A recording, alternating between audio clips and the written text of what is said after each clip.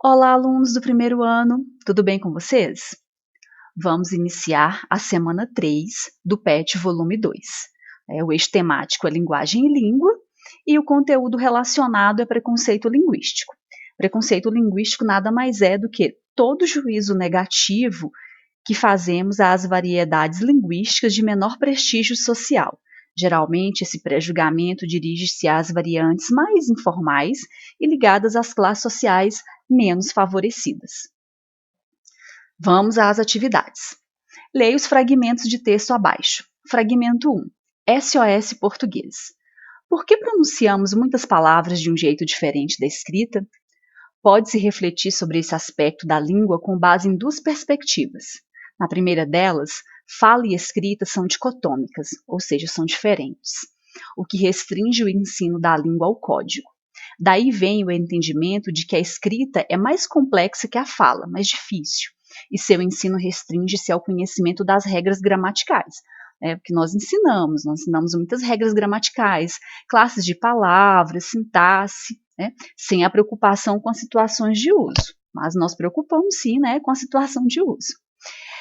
Outra abordagem permite encarar as diferenças como um produto distinto de duas modalidades da língua, a oral e a escrita. A questão é que nem sempre nos damos conta disso. Então, esse texto SOS Português foi retirado da revista Nova Escola. É uma revista que é direcionada aos professores. Tá? É uma revista feita para os professores. Fragmento 2. Todas as variedades linguísticas são estruturadas e correspondem a sistemas e subsistemas adequados às necessidades de seus usuários. Mas o fato de estar a língua fortemente ligada à estrutura social e aos sistemas de valores da sociedade conduz a uma avaliação distinta das características de suas diversas modalidades regionais, sociais e estilísticas. A língua padrão, por exemplo, embora seja uma entre as muitas variedades de um idioma, é sempre a mais prestigiosa, porque atua como modelo, como norma, como ideal linguístico de uma comunidade. Do valor normativo decorre a sua função coercitiva sobre as outras variedades, com o que se torna uma ponderável força contrária à variação. Então, esse texto é do Celso Cunha, Nova Gramática do Português Contemporâneo. Então, o texto 1, fragmento 1, SOS Português, é um texto que usa uma linguagem típica de revistas direcionadas, de textos direcionados aos professores, porque fala de regras gramaticais, modalidades da língua. Então, são palavras e expressões que nos remetem aos professores, principalmente professores de português, SOS Português. O fragmento 2 fala sobre as variedades linguísticas, que correspondem a sistemas e subsistemas, que a gente vai adequar à necessidade de cada usuário, Só que fala que a língua padrão, por exemplo, embora seja uma entre as muitas variedades de um idioma, é sempre a mais prestigiosa. A língua padrão é aquela língua correta, que está vinculada às regras, de uma forma correta. Vamos às questões. O assunto tratado no fragmento 1 é relativo à língua portuguesa e foi publicado em uma revista destinada a professores. Entre as características próprias desse tipo de texto, identificam-se marcas linguísticas próprias do uso. E as marcas linguísticas próprias do uso regional, pela presença do léxico de determinada região do Brasil, ou seja, pela presença de conjuntos de palavras de uma determinada região do Brasil? Ou está direcionando a todos os professores? Literário, pela conformidade com as normas da gramática? É literário? Técnico, por meio de expressões próprias de textos científicos, textos que são direcionados a um público-alvo, D, coloquial, por meio do registro de informalidade. Coloquial é a fala do dia a dia, que a gente fala com os amigos, com aquela informalidade. Esse texto do fragmento 1 registra isso. E a letra E, oral, por meio do uso de expressões típicas da oralidade. A oralidade, do dia a dia, a fala do dia a dia também. Tipo assim, né? O tipo assim é o que a gente coloca mais na parte oral. Se eu for escrever um texto, eu não vou colocar o tipo assim, né? Essa expressão, tipo assim. Então, tentem tirar a conclusão de vocês a respeito da alternativa correta. A partir da leitura do fragmento 2, podemos inferir que uma língua é. Então, ó, o fragmento 2 fala das variedades linguísticas, né, fala que a língua padrão, que é uma das muitas variedades linguísticas, das variedades de um idioma, mas é sempre a mais prestigiosa, né, porque atua como modelo.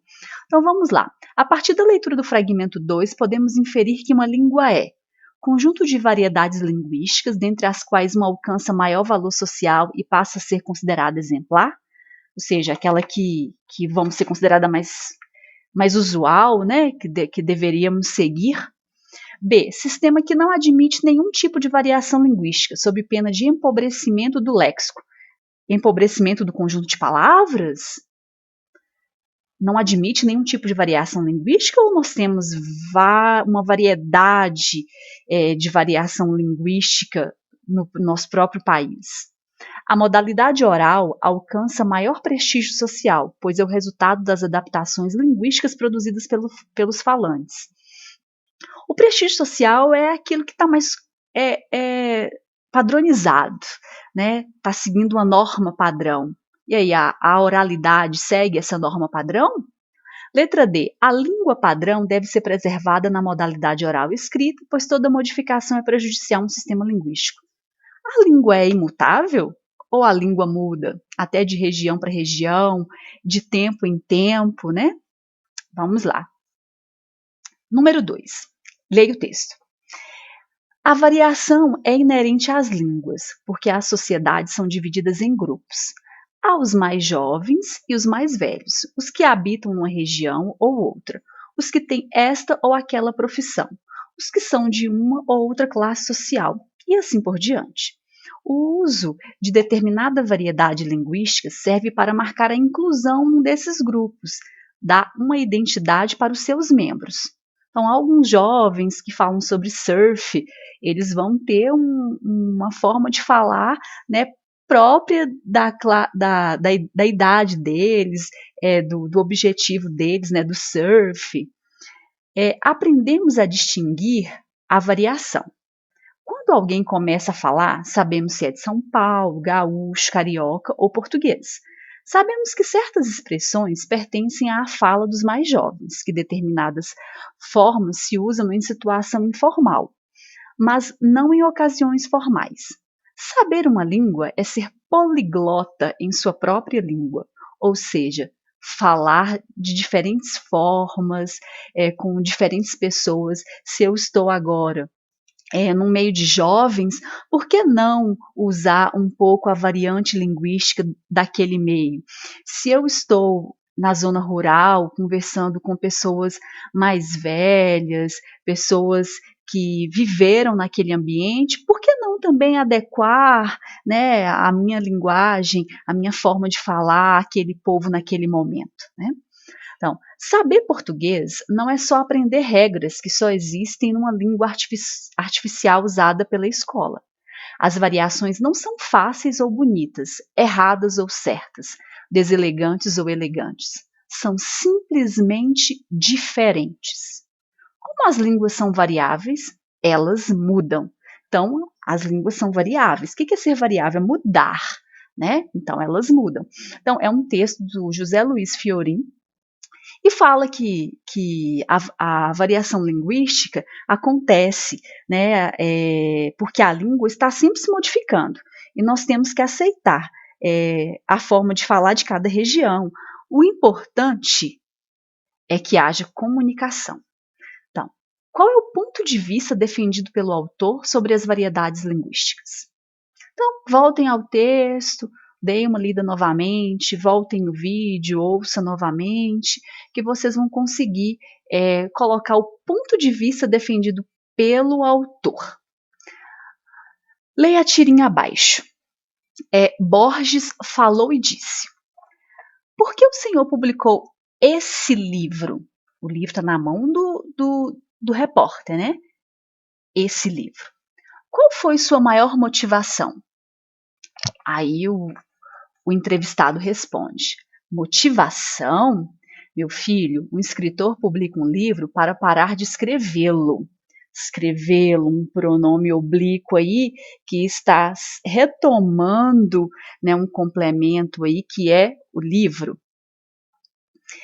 Eu não aguentava mais escrever e reescrever e revisar e acrescentar e suprimir e reescrever e consertar palavrinhas e revisar e reescrever.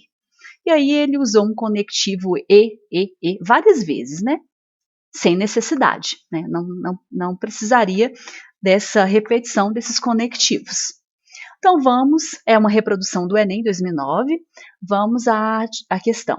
A norma padrão está vinculada à ideia de língua modelo.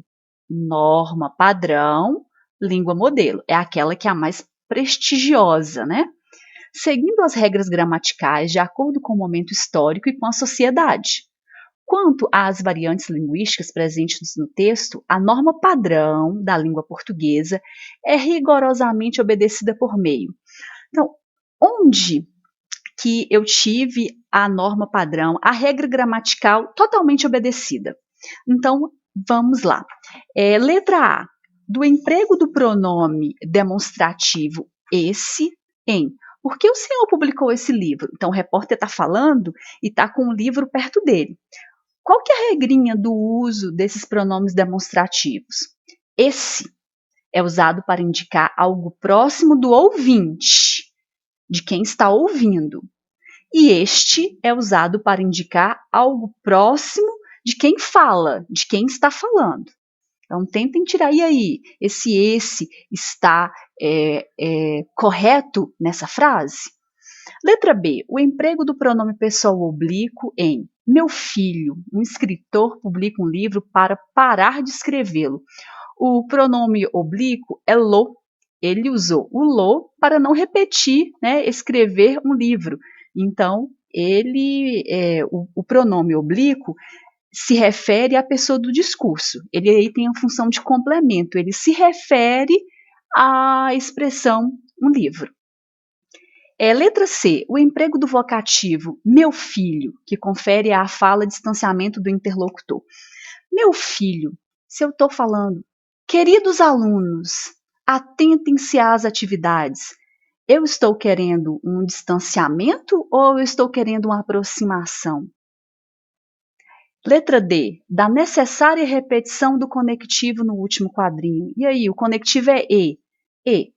E acrescentar, e suprimir, e reescrever, e consertar. Será que houve necessidade da repetição desse conectivo? Então, gente, encerramos aí a semana 3, né? São apenas algumas orientações para esclarecer um pouco melhor como vocês responderão às questões. Tá? Espero ter ajudado, tá? E uma boa semana para vocês.